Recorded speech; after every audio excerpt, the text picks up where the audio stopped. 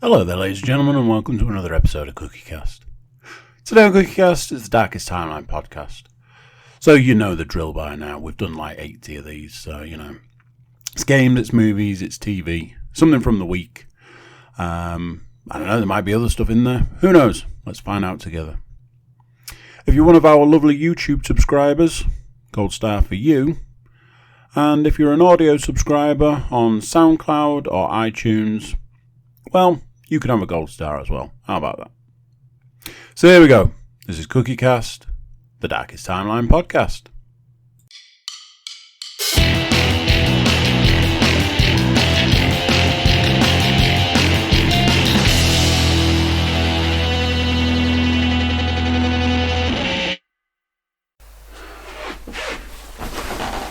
So 2 times ago, it was third time's charm. We're now into 5th time's charm. I finally worked out what on earth was going on with the sound, and of all the times I've done podcasts, decided today, let's put it differently. I'm sure nobody would expect me to be saying on the 1st of February, oh my god, it is so warm. But yeah, I'm sweating. That's the situation we're at. Hello, how y'all doing? You well? You'll get this back end of February.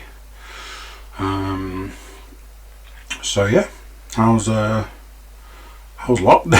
How's lockdown still going? Yeah, I think people are really struggling through this one.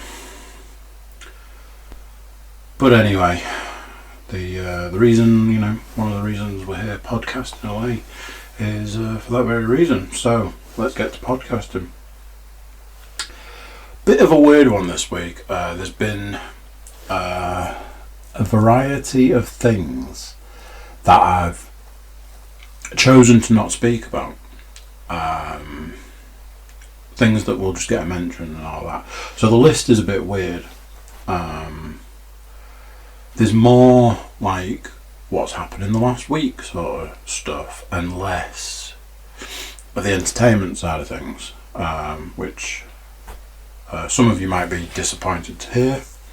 Some of you might be, I don't know, excited. Let's go with excited. But yeah, it's been a weird one. I've fallen back into my old ways, I'm afraid, and I'm just watching old films, just stuff I've seen, and anything that I've been watching that's new, this probably falls into the guilty pleasure category, so probably not one to talk about. So let's get cracking. I'm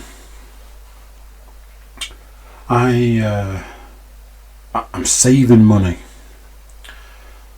I'm saving up, and it's one of those things. It's not a common occurrence for me personally. I suppose people would probably view me as being a little bit more frivolous. And as years have gone on, I've had to sort of curb that. There was points in time where I used to get paid on a Friday, and by Monday I'd be like, I ain't got any money, and like that would be a genuine like I didn't have any money. That's the price of the hard rocking lifestyle, unfortunately. Then there've been points in time where it's like, I need to get this under control, I need to sort this out, and you save up, add amount of money, and you feel you're doing well, and then, one weekend can blow all that out of the water. And I think there was a point in time where I decided that I just wanted to be able to, get to payday with money, which sounds like a small achievement to some, or a non-existent achievement to some. But for me, that was a big thing. You know, like I say, 3 days into the month and no money. We're probably talking 20 years ago, to be fair. But that was a thing. And then, you know, you're having to try and work out how you're getting through the month. I remember there was like the point in time where I used to get paid at midnight. Like the money would go into the bank at midnight, and I'd be stood at a cash machine at 5 to 12. You know, trying to work out what I was going to eat. You know, things like that. So, you know, for me personally, it's often, you know, it's the small achievements in life. Get all the bills paid, and, you know, do whatever needs to be done, and money for the family, and various things like that. However, I've set my sights on an item, yet to be announced item, and I'm saving up. And this goes back a few months. Where are we? So we've just got into February. Probably goes back to November. You know, you put money into one side for Christmas, but usually by November I'm pretty much done. Dribs and drabs here and there. And then you look at, you know, what you've got left, and it's like, oh, you know, I've got this left. Then I had my middle daughter's birthday, and it was like, oh, I've put this money to one side, birthday stuff. But to be fair, I've probably bought quite a lot, and, you know, things like that. And then this pot of money started building, and there was this conversation like, oh, well, if I don't need that, you know, don't need that money, then maybe I can buy yet to be disclosed item. And then there comes the point, for me, where I switch from day-to-day me to saving me. Like I say, it doesn't come around often, but when it does come around, it's vicious. So it's like, oh, there is an item here, this is £3.50, and immediately I'm like, £3.50 is a lot of money, especially when you're saving up for stuff, because, you know, you could take that £3.50, go without, you know, a cup of coffee, a bought cup of coffee and whatever, and put that £3.50 into the pot. So there's a lot of stuff like that, but yeah, it's very much everything gets locked down. You know, it's like, I don't buy anything. I don't look at things. That all falls down when. Well, there are a few things on the list that all tied together. In fact, 3 of the 4 things on the list actually all tied together in some way. So I actually had to leave the house, which is something else that I wanted to talk about. I just had to leave the house. Now, I find this difficult to get what I mean across to people, but I'm going to give it a go. So, I leave the house 5 days a week. Yeah, I'm just trying to work out. I'm trying to work out on those other days. I leave the house 5 days a week. I go out first thing in the morning, and I run. And I run out and I run back. We know this. Everybody knows this.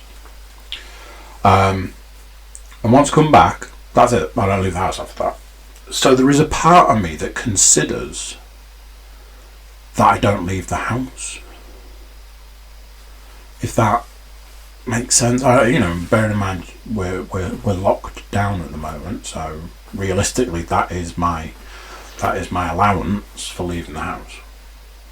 But there was a time when I was like, I've been for a run, but I need to go to the supermarket to buy X item. So I would do that, and then, on the way back, I am out already, so I'll go to the drive-through, get the coffee, that sort of stuff, all within the realms of what's allowed. Get back home. That's you done for the day. And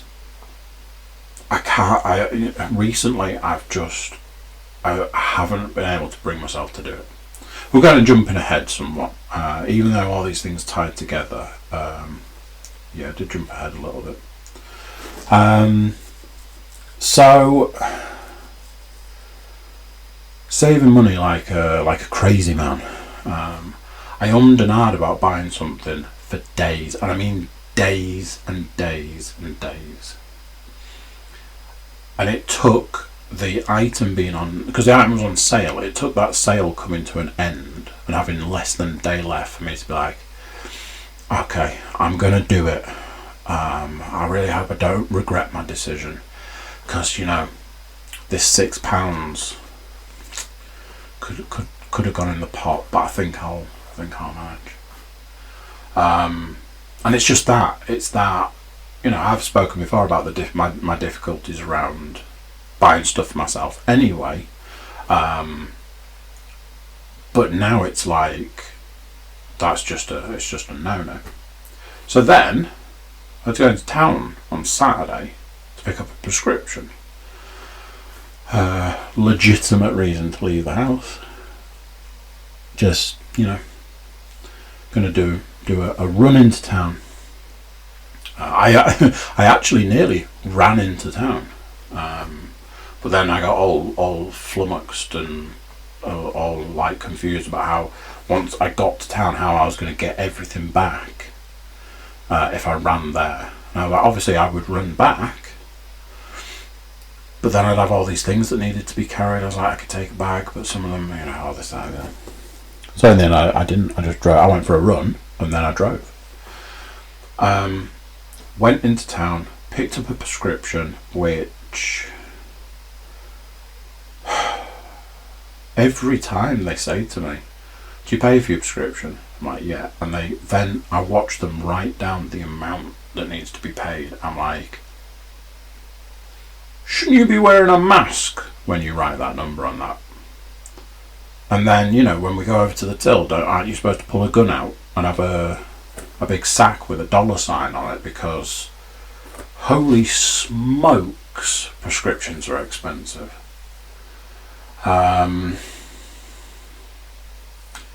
So I'm in town. I'm like, well, I'm here. So by the time I got back to the car, I think I'd spent £35. I'd been to 3 places that were all on the way. I didn't go out of my way. There were places that I passed. And I got back home and I was saying to Lan, I was like, this is why I'm not supposed to leave the house. I'll leave the house to go out into the big wide world, and then it's like some kind of weird pickpocket just takes all the money out of my wallet. So I'm in saving mode is the shortest version of this story. So we'll move on to the other part. So I went into town, and other than the fact that I completely blew my my saving protocol, you see, here's the thing, because the way I got round it was I didn't buy anything for me other than the prescription, but let's face it, I would die otherwise. So yeah, prescription was for me. Nothing else I bought was for me. So that's how we get round these things. So I was glad I'd gone into town because of this thing where, even though I leave the house pretty much every day and I go running, when I come back I'm locked down, like we're supposed to be. I'm locked down. But I started getting a bit twitchy. And I actually mean the opposite to the way that probably sounds. What I mean by that is, I started getting into that, I don't think I can go out. And I started getting a little bit like I was saying to my sister on the phone yesterday, I was like, the level of would you call it cleanliness? Like, if a piece of post comes through the letterbox, I will take the piece of post with 2 fingers, sort of carefully carry it over to the table, drop it, go straight into the kitchen and wash my hands. If a parcel comes and I have to like pick it up and bring it into the house and stuff, it's the same. I immediately go. I've got this thing about like, once I've put my mask on, like when I go out somewhere, once I've put my mask on, I don't take it off, even when I get back, like when I get in the car. Like, unless it's like when I went into town, I got back to the car and I sanitised my hands and my forearms all the way up to my elbow before I was prepared to take my mask off. And then I get back and I wash my hands, and I think I've reached a level now where I'm just like, I can't quite explain it adequately. It's like I'm just so scared that I'm gonna get the virus, and I don't know how to put it without making it sound awful, but I'm like, and that's gonna be because of, I mean, you know, the multitude of people who are just like flaunting the fact that they're breaking all of these rules. It's like, those are the people that get the virus, and those are the people that pass the virus on. And because there's so much of it going on these days, you have to work on I personally work on the principle that anybody I come in contact that isn't a member of my family or somebody that I know, I was going to say somebody I know well, but some of the people I know well, I work on the principle, you've probably got the virus and you're going to try and now give it to me. But I got to a point where I was like, just in the house. You know, I look at going out and running as that's my exercise, and you know, I have to do that for a multitude of reasons: mental health, weight, so on and so forth. Keeping up. But I can count on one hand the number of people I see when I'm out on my run, and I often don't come anywhere near those people. So, and you know, that thing that I keep hearing people talking about, I was in town and it's like a ghost town. Yeah, try going in on a Saturday when people are just milling around and, you know, basically just doing what they've always done, going into town on a Saturday and going shopping. I would like to know, as a statistic, whether people who suffer with agoraphobia have struggled more at this time, or if there's been more cases developed of agoraphobia at this time. I would be interested to see that statistic compared to some of the statistics you do see.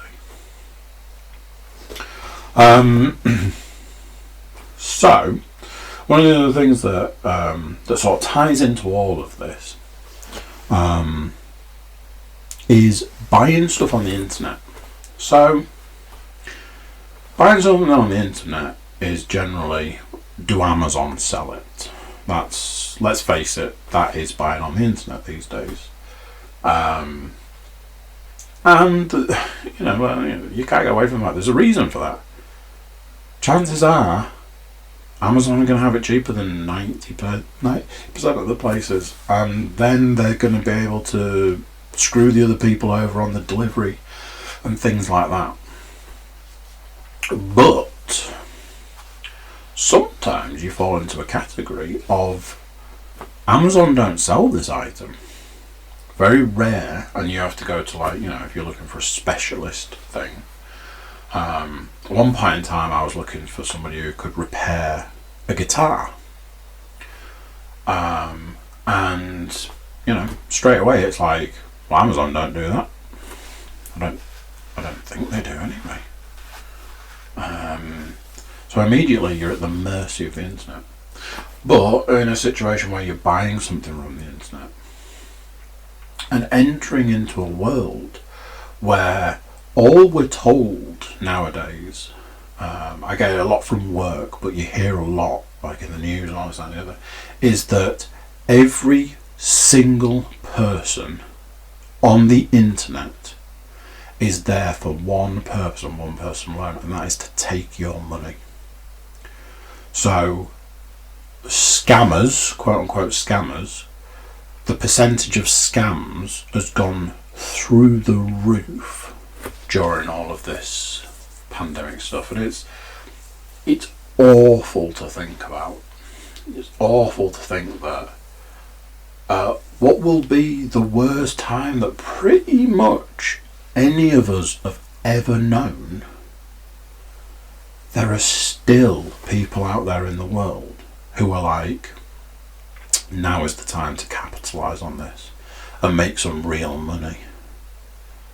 And it's awful.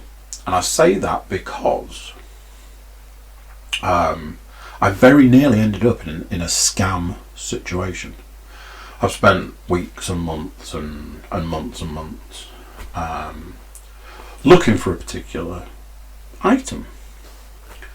And you know, you're always told if something's too good to be true, it probably is. Beware of this, beware of that, beware of the other, look out for the warning signs. But ultimately, the whole thing about scammers and scams is they're generally one step ahead. You hear about them when they get reported, and by then they're more often than not moving on to something else. And I recently nearly got caught in a situation where I found a particular item I was looking for, and I was like, "Ooh, this looks good. Oh, it's cheap. Oh, it's local. It's a local shop for local people. It's local, you know, and it just starts ticking so many boxes. Like, oh my god, this is perfect."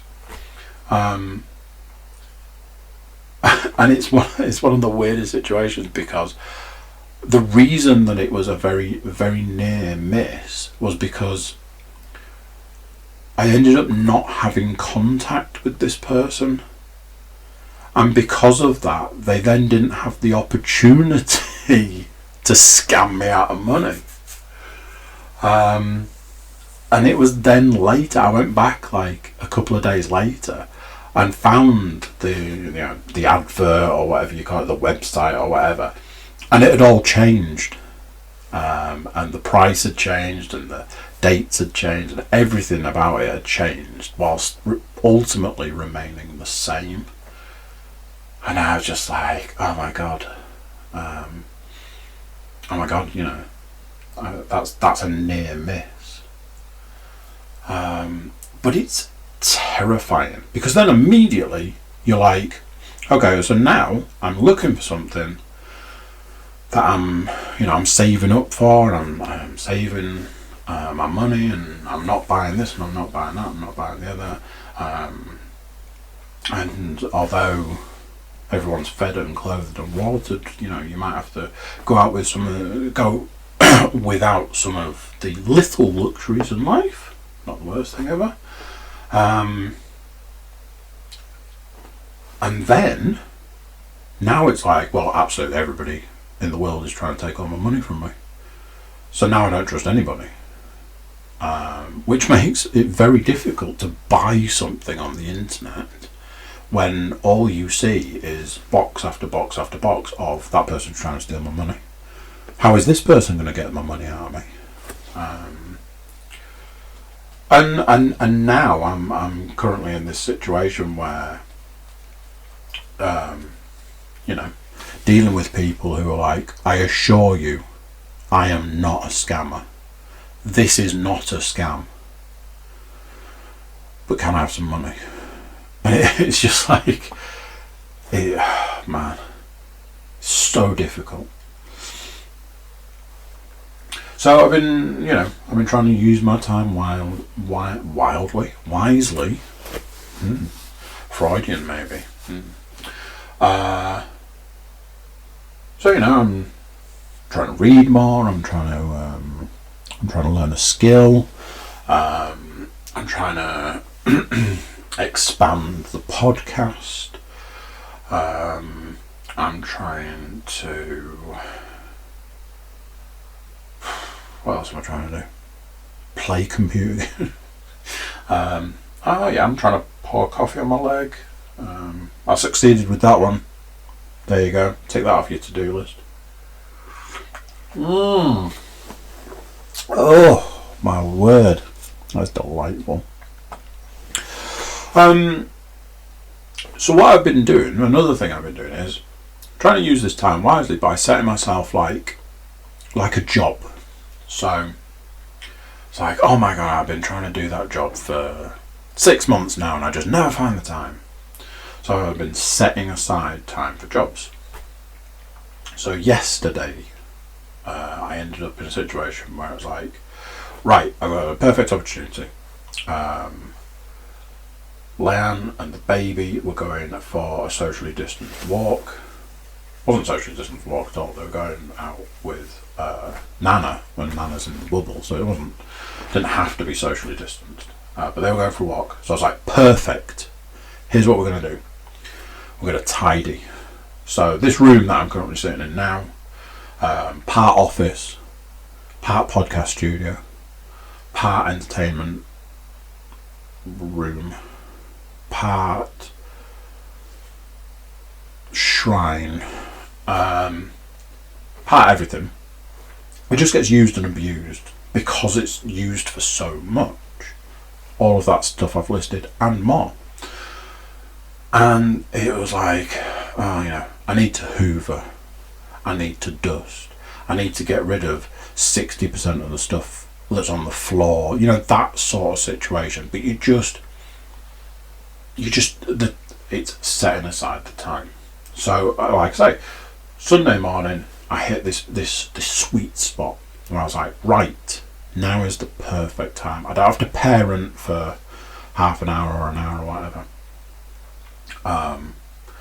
I could just sit and, play computer games, or I could play some VR, or I could sit down and watch something. That sort of thing. Or I can go and do the job. And the reason that I was wanted to talk about it is that satisfaction you get from doing like a really good job. Like a really good job. So I'd separated out the things that needed to be put away, the things that needed to be got rid of, the things that needed like finding an actual home, which is different to got rid of or put away. So all of that got separated out. Then anything that remained, it was like, what variety of cleaning do you need? Do you need hoovering? Do you need dusting? Do you need like debris cleaning? That sort of thing. So I sorted all that out. Then it's like, right, get everything up off the floor. So I did that. Some things had to come out of the room, so they were too big, wouldn't fit on the sofa. Once that had happened, now it's time to get the hoover. So meticulously hoovered, used the brush to get like various bits of dust and stuff. Went round, did the cobwebs, all of that. I hoovered a table, I hoovered the sofa, I hoovered the speakers. That kind of level we're talking. Then it's like, I'd hit a flow. So I was like, what else needs doing? So I put everything back where it needed to be, put everything in new homes. But then I'm in the zone, so hoovered the landing, realised that some of the landing carpet isn't actually attached to anything. It's like, oh my god, the carpet is leaving us.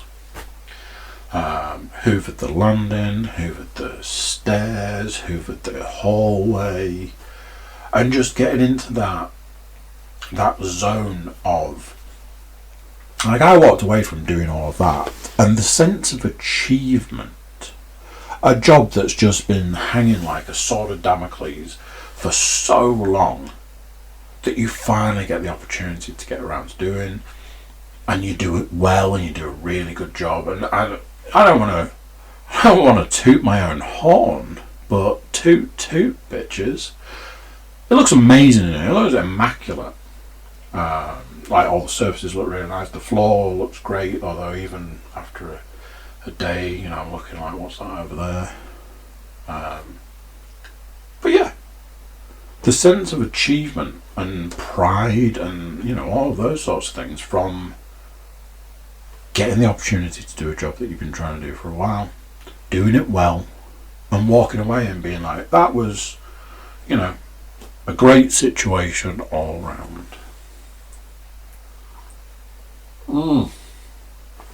That coffee is delicious. So, this is where things get a little tricky. I watched a load of films, nothing new. But then I watched a new film today, not one I want to talk about. I have watched a new film, but basically I've watched one film that's worth talking about. You know what, I meant to double check. I can look it up. Which, you know, I shouldn't, but... actually, I won't look it up like that. I will look it up a different way, because you can guarantee I'm going to need to know. There we go. Oh, but this won't tell me. Damn. I watched the film Ava. Oh wow, that's got a really low score. Really low score. I wouldn't have scored it like that. So the question I had was, is this a Netflix original? I can't imagine it is. Now we've got to... No. There's nothing that suggests it is. But then that would then fall into the category of, I couldn't honestly tell you that I've ever seen a trailer for it, apart from when I was put on Netflix at some point. I'm going to go out on a limb and say something. I think I might have said it last week, but Netflix is really bad. I've noticed, like, their films, it's like, oh, here's a load of films for you to watch. It's like, oh, did you go to Amazon Prime to find that list of films? Because it's like, all of those films are what's been on Prime recently. All of them. Like, literally every single one. I'm like, that's on Prime. Anyway. I watched the film Ava. I saw the little trailer thing on Netflix. Thought it looked quite good. Apparently, it's not scored amazingly. 5.4 out of 10. And a Metacritic score of 39. Oof, that's bad. I wouldn't score it as low as that, but I certainly wouldn't be raving about it. It's... Right, let's do the usual and we'll actually read this thing. Ava is a deadly assassin who works for a black ops organisation travelling the globe specialising in high profile hits. When a job goes dangerously wrong, she is forced to fight for her own survival. It's nothing new. Heard it before. The premise being is that she's a hit woman, assassin, and she's got a difficult past, but that unfolds more and more as the film goes on. But basically there's this thing where she talks to the people that she's killed and that she's about to kill to try and find out why they've done things wrong and that people want them dead. Just a little quirky thing that was mentioned at the start, and it happens again later on. Interesting cast. So, Jessica Chastain. Now I kind of recognise her, whilst at the same time... Oh, she was in Interstellar. Oh, she was in It.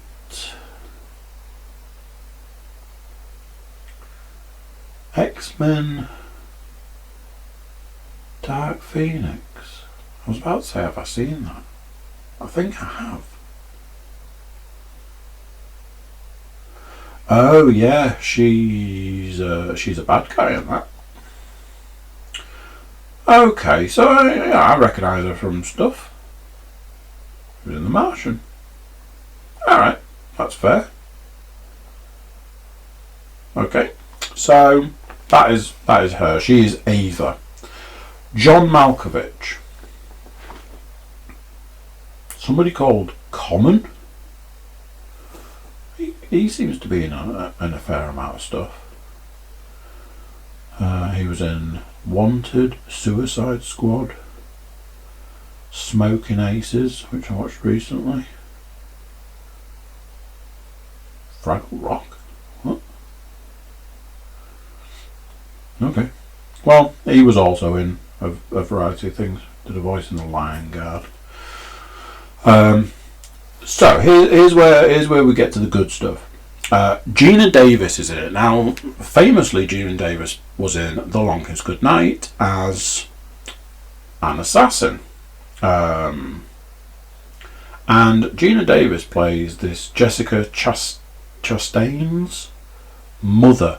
Whoever cast that needs some kind of award. That casting is amazing. They look very similar, and just the casting was just so good. Lone Grufford, he has been in loads of stuff. He was Reed Richards in the 2 original Fantastic Fours, and then a variety of other things. Probably was in Titanic. Who was the other? Oh yeah, Colin Farrell, who seems to be in everything I watch at the moment. Anybody else that's standing out? Anyway, so here's the thing. It was a bit of a shit sandwich. So the start of the film sets up the premise, which is this woman's supposed to kill these people, but instead she's like talking to them, and then she kills them. Fair enough. But it also sets up that this woman has had not only a very troubled past, she, one of these people who joined the army because otherwise they were probably going to go to prison kind of situation, and then had a drink problem, a drug problem. She's had this problem where she's been talking to the targets previously. John Malkovich is like her handler. Colin Farrell runs the agency that they work for. What was that? Yeah. And then basically they decide that they've had enough. Colin Farrell decides he's had enough, so it decides it's time for Ava to go.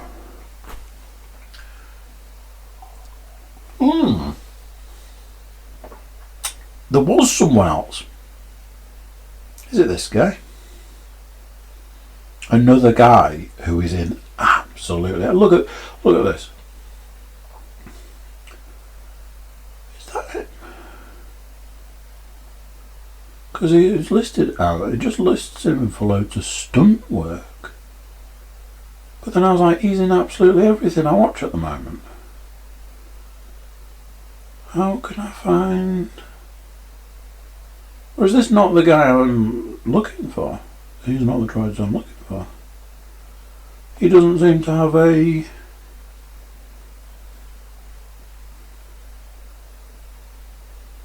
It is him. Don't ask me to say his name. Efka... No, I'm not even going to attempt that one because I'm just going to embarrass myself. But he's just listed as being Oh no, the first known for stunts. Here we go. Actor. Ava, Westworld, Birds of Prey, Sneaky Pete.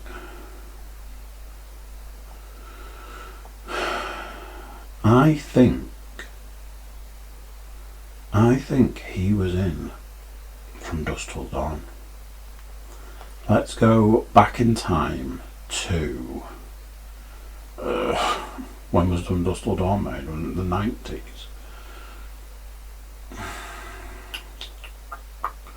He's had a right old career.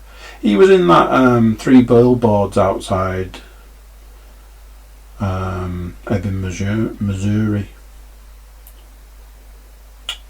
Oh. Why is this listing his stunt work?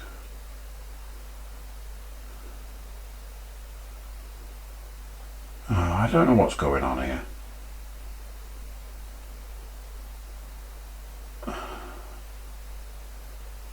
I guess he's a stuntman. Anyway, I mean, none of this is important. So, I said it was a bit of a shit sandwich. Colin Farrell decides he wants Ava gone. Gets tangled up with like the whole dealing with John Malkovich thing. But in the middle of this film, it focuses on this Ava decides to go, quote unquote, go home and deal with like her family. And what I was going to say, deal with her family bullshit, because it really lost a step when it was, oh, I need to go and deal with all my past. I couldn't give two shits about your past, love. It was covered in all the flashy bits at the beginning of the film. Can't we leave it there? But no, we've got to go and deal with the mother. Now, like I say, the mother, Gina Davis, been very good casting. But we've got the ex-boyfriend who's the sister's fiance. Yeah, there's that. And they've all got problems. Oh, they've all got problems. But she's got problems. But they've got problems. And it's just that. Just that. Constantly that. Everybody's got problems. And then obviously towards the back end, they're coming. They're going to come and kill her. I feel like I've spoilt this in some way.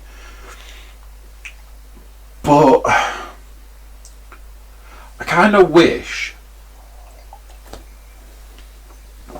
they'd have stuck with the strength of their convictions and not had all the stuff in the middle.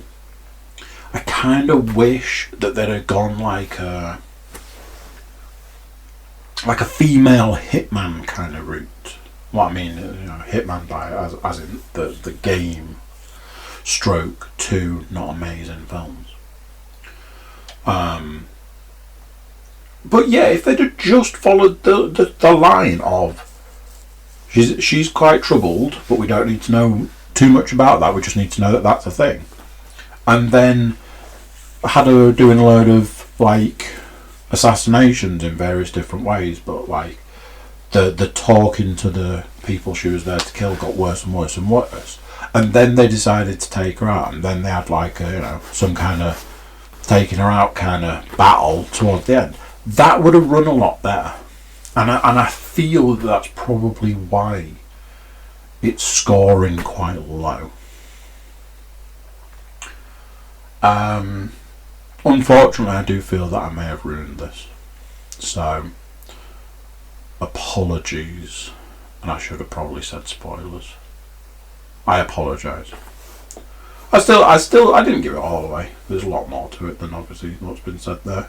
So, do feel like you still have the option to go and watch it. At the start, I said there was stuff that I wasn't going to talk about.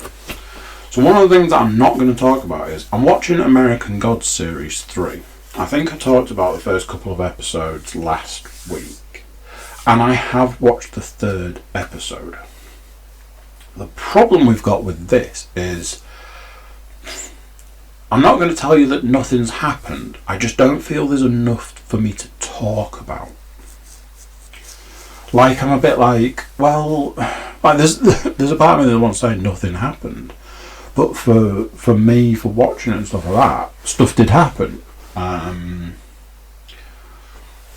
like the attempt that they're having with this.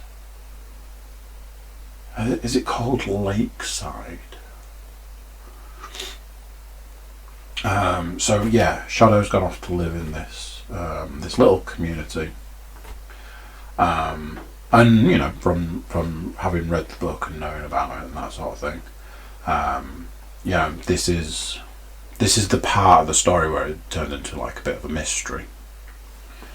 And like I've said previously, it could be argued that this is the best part of the book, even though it's pretty well removed from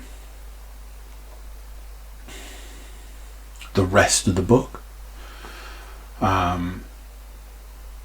But yeah, there was nothing majorly stand out ish about the third episode. I'm not saying it was bad, and I'm not saying nothing happened. I'm just saying that there's, without going into loads of detail about whatever, there's not a lot of point in me talking about it. Episode 4 will have been released today, and I'm sure I'll get it watched in the next few days. Because of that aspect, where I'm a bit like, well, I ain't got anything to talk about, I have been watching something else. It's usually just when I sit down to eat, like sit down for my tea or whatever, and I stumbled across it on Netflix the other day, and I was like, do you know what, I'm going to give that a whirl. It is not new, it is old. I am watching Harry Enfield and Chums. Absolutely phenomenal. Just, there are things in the first couple of episodes of Harry Enfield and Chums that still live on today. I spend my time walking around the house now, and I'll just randomly be like, Julio Giorgio, 4 games for Newcastle, 4 goals. Because the Julio Giorgio thing is fantastic. There is the 2 guys that work on the fish market, and they do the singing, and that I would say, in all of the history of all British comedy, that is hands down possibly the best sketch ever. You've got the stuff where Wayne and Waynetta win the lottery. It's just fantastic. You've got the Kevin and Perry where Perry's been to Manchester and he's just doing all the Oasis stuff. It's fantastic. As with any sketch show, it does run, you know, not all of it is absolute comedy gold, but what is good is just fantastic. So that's been a blast from the past, something to enjoy, something a little light-hearted. You don't get programs like that these days, so it's nice to have a little watch of stuff like that. Computer games wise, still have not played any VR. It's not through not wanting to, not whatever. It's not having the opportunity. There's been points in time where it's like, oh, I can do it now, and it's like, I haven't got the time. Oh, I'll do it. You know, I'll do it when the baby is asleep, and then either she doesn't sleep or she sleeps at the wrong time, or it just doesn't seem to be very forthcoming. It's still on my list, you know, like I was saying before, list of jobs sort of thing, but at the moment it's just not getting the opportunities. What I have had the opportunity for is console games, and one of the console games I played recently was Watch Dogs Legion. I'll say this, I consider that I have basically finished it, knowing full well that I haven't finished it, but on the flip side, the credits did roll. So, how much do we consider a game to be finished?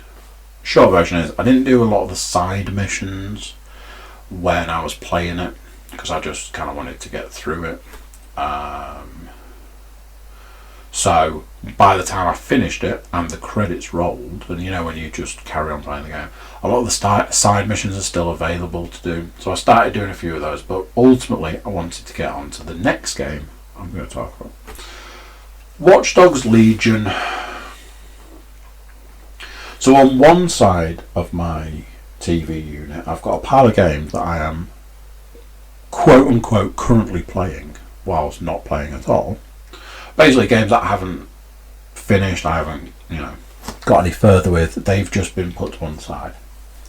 On the other side, I've got the pile of games that I am either the more current ones, either playing, have played and just need to finish off properly, or haven't played at all, still in the wrapper, or have started, need to go back to. So Watch Dogs Legion rose above things like Immortals, Phoenix Rising and the Avengers game,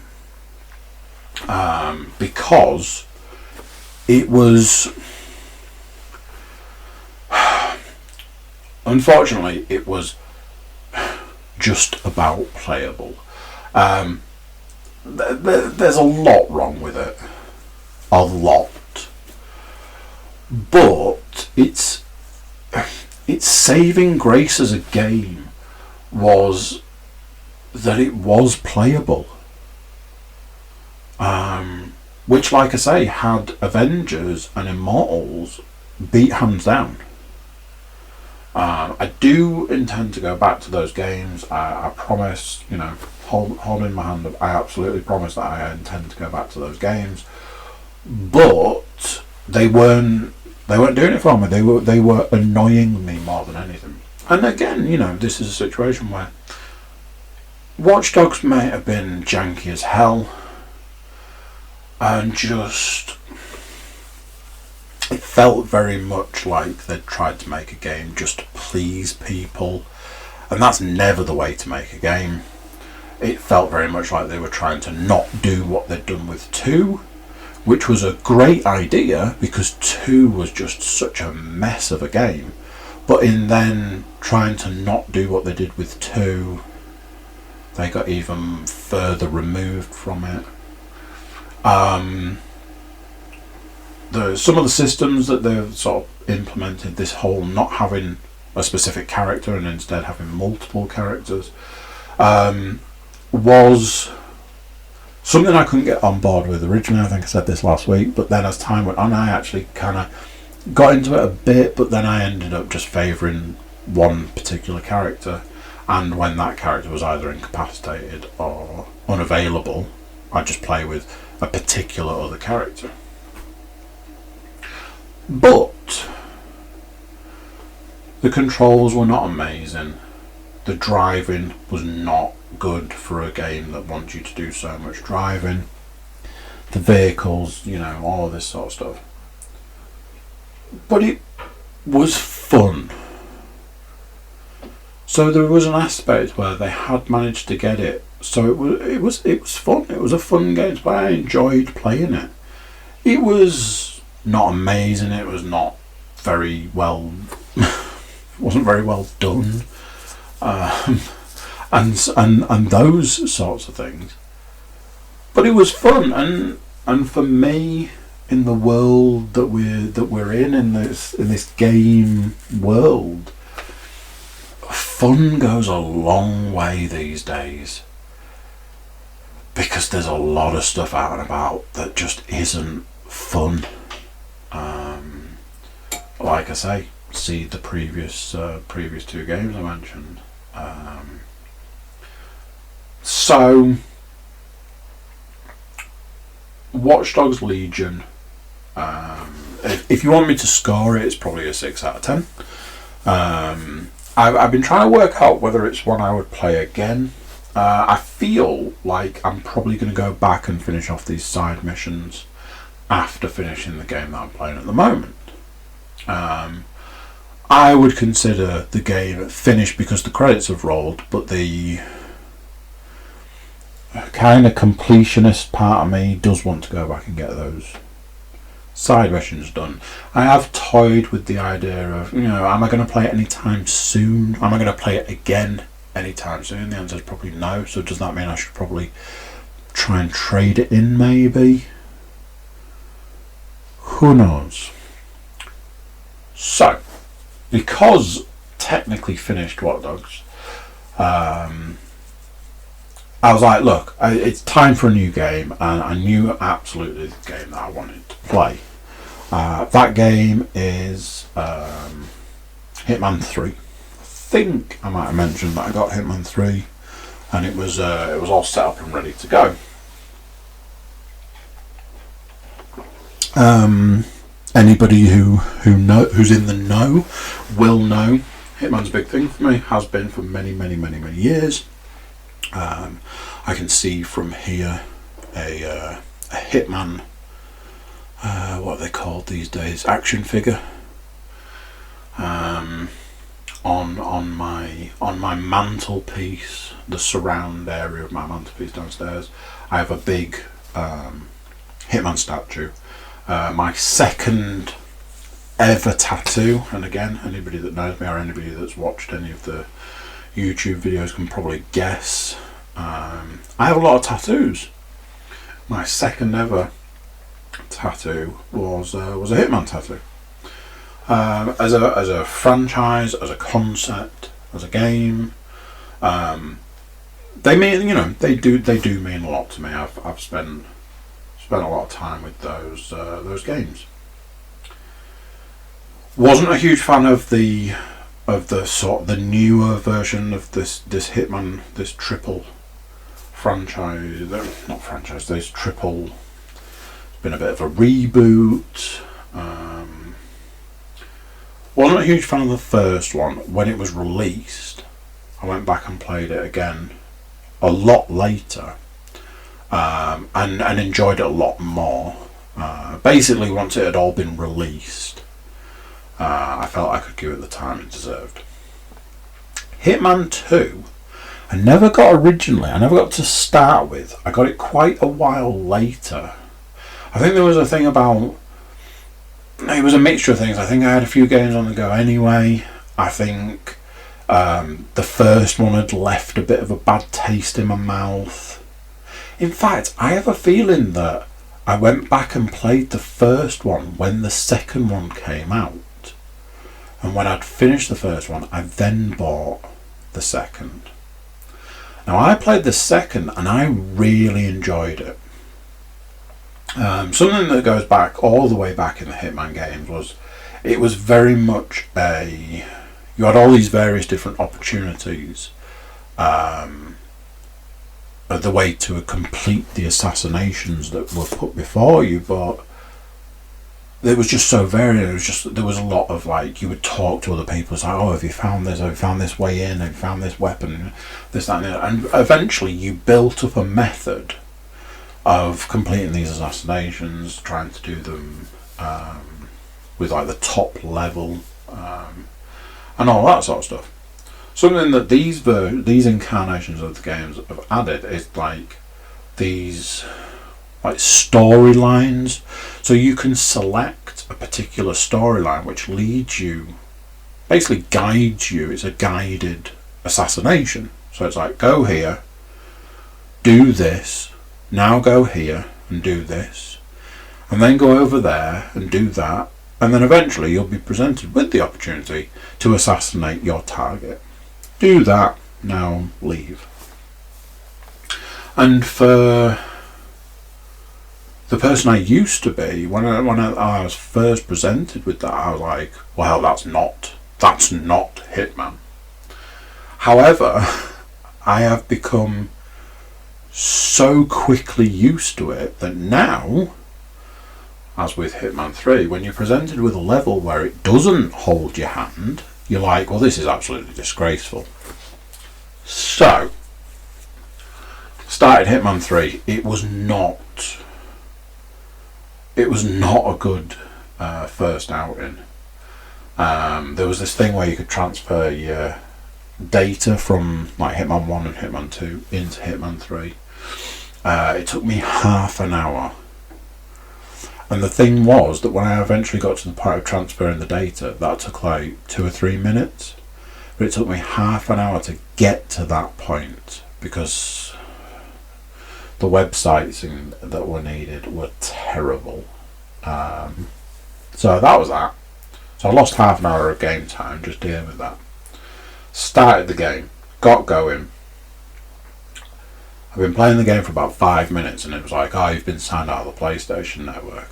Right, and I was like, oh, you need it. Do I? Yeah, you can play offline if you want. Do that then, I don't give a shit. Oh, if you play offline you can't get any achievements or complete any challenges. It's like, jeebus. Right, fine, let's sign back in. Yeah, go on then, put your password in. I don't know what my freaking password is. Here, try this. Oh, you can't use that password. Well, hang on a minute. I can't use that password or that password is wrong. If you need to reset your password, we'll send you an email. Alright. Next thing. Oh, they've sent me an email. So I looked.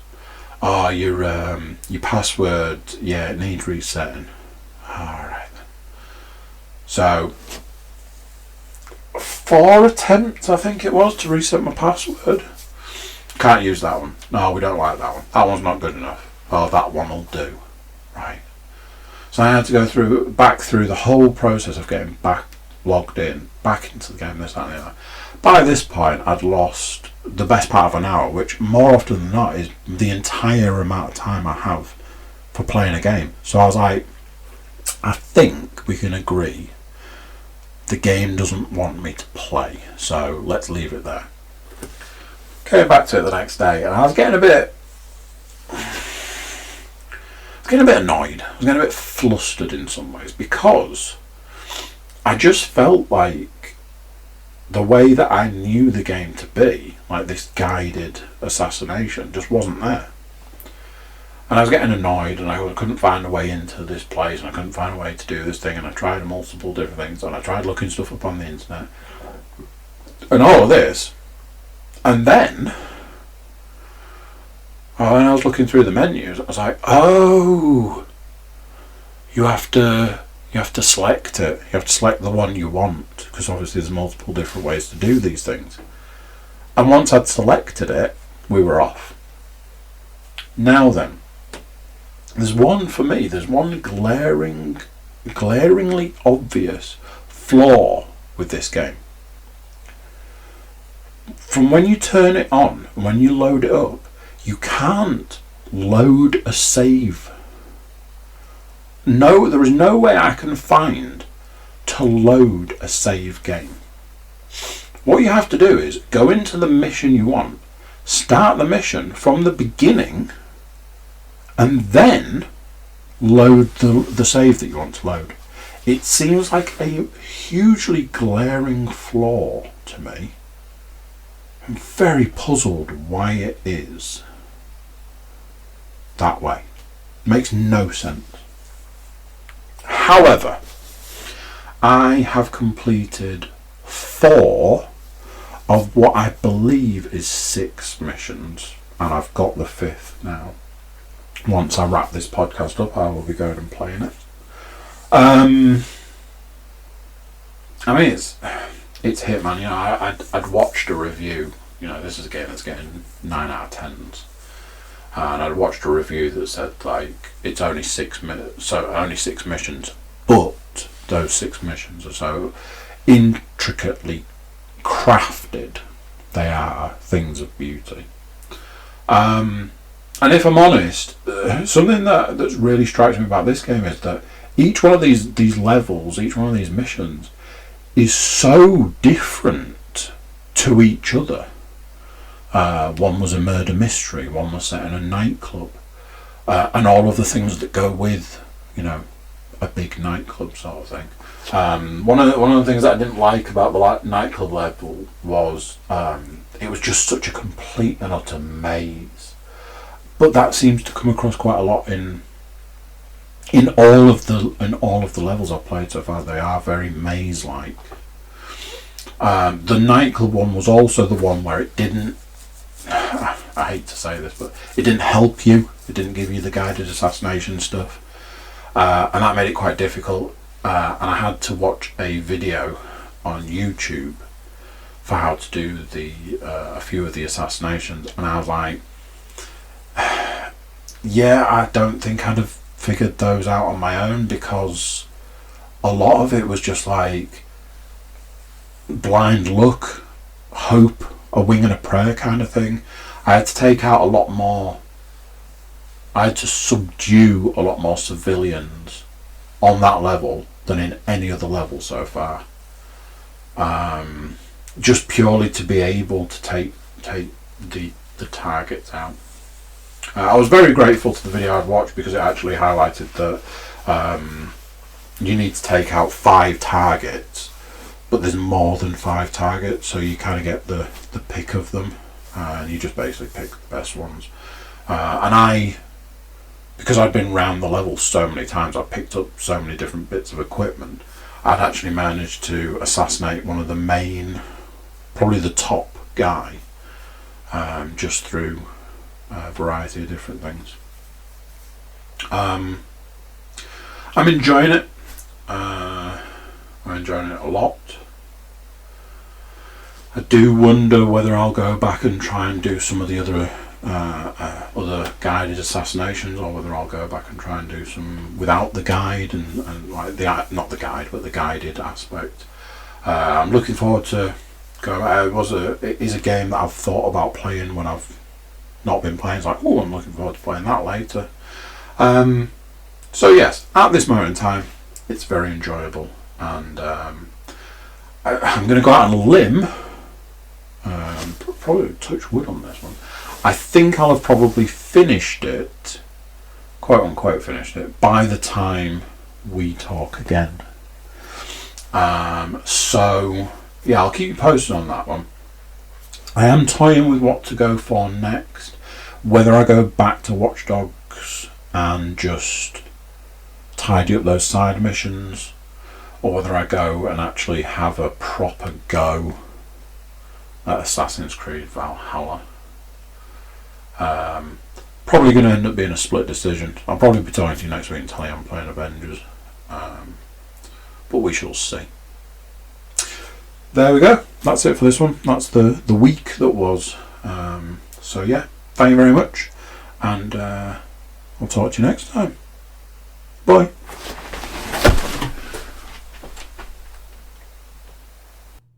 So there you go. What do you think of that? Another one done. Oh man, where's the time go? It was like Christmas 2 minutes ago. YouTube watchers, if you're a subscriber, you're a hero, and we love you. If you're subscribing on iTunes or SoundCloud, you are also a hero, and we love you as well. Everybody jump over to thecookiecast.com, check us out what we got going on over there, and drop us a line. Social media links and email links are over on the website. So that's it for this one. Till next time, I'm going to say bye. I'll see you then. Bye.